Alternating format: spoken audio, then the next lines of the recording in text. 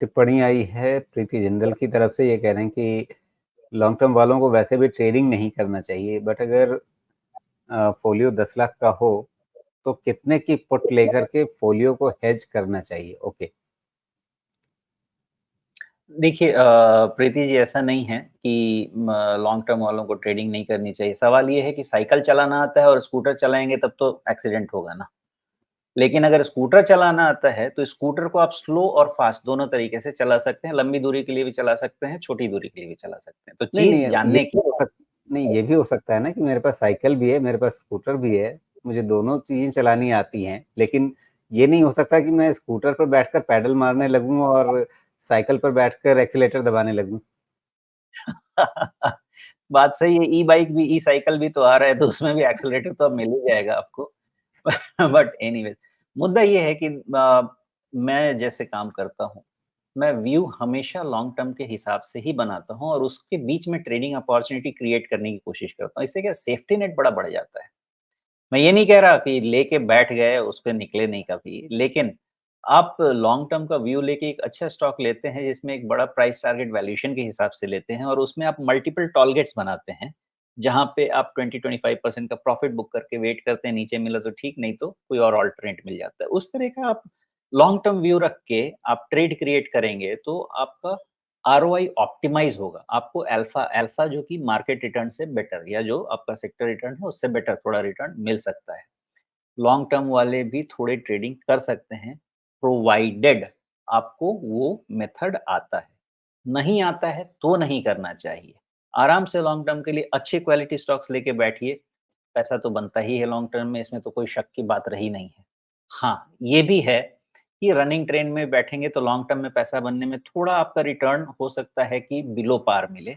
लेकिन अगर गिरने में, जैसे आज के गिरने में क्या सवाल आ रहा है, पोज़ीशन काट दें क्या? बेच दें क्या? तो ऐसे करेंगे तो लॉन्ग टर्म में पैसा नहीं बनता। ऐसे में आप जाके धीरे-धीरे देखिए, अब 1-2 दिन में आपको बड़े अच्छी-अच्छी चीज़ें मिलने लगेंगी, बड़े सस्ते दाम पे मिलने लगेंगी। वो लेके बैठिए और लॉन्ग टर्म में ज़बरदस्त रिटर्न मिलेगा। जब लोग खरीदने लगेंगे, उस समय आप बेचेंगे, आपका रिटर्न आ जाएगा। तो लॉन्ग टर्म में अगर आपको खरीदना है, आपको एक प्रॉपर व्यू लेना है वैल्यूएशन पे, प्रॉपर व्यू लेना है सेक्टर पे, प्रॉपर व्यू लेना है स्टॉक पे और एक अच्छे वैल्यूएशन पे उसको धीरे-धीरे खरीद के बैठना है अगेंस्ट द विंड।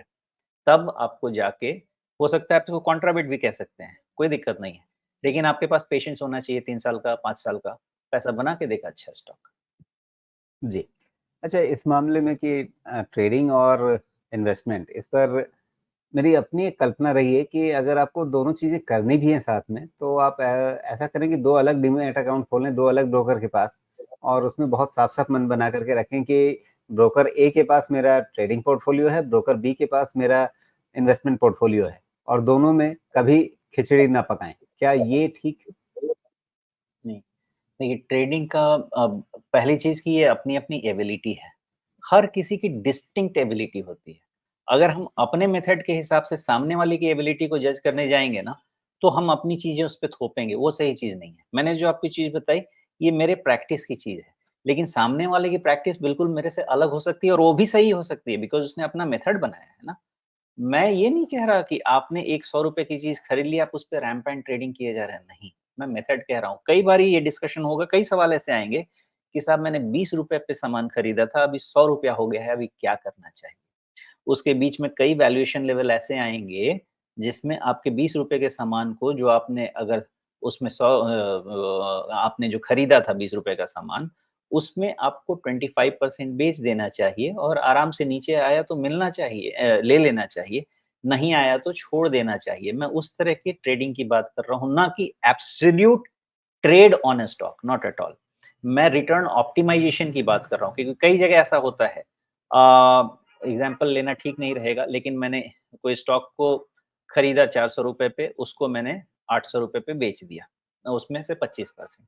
अब वो चला गया ₹1100, मुझे कोई दिक्कत नहीं है, मेरे पास 75% पोर्शन उसका बचा हुआ है प्रॉफ़िट कमाने के लिए। लेकिन ऐसे मार्केट में इसके कारण वो फिर से आ गया ₹600। अब 600 800 से ₹600, मुझे ऑलमोस्ट 25% का फ़ायदा हो जा रहा है। ये मेरा रिटर्न ऑप्टिमाइज़ कर पाएगा।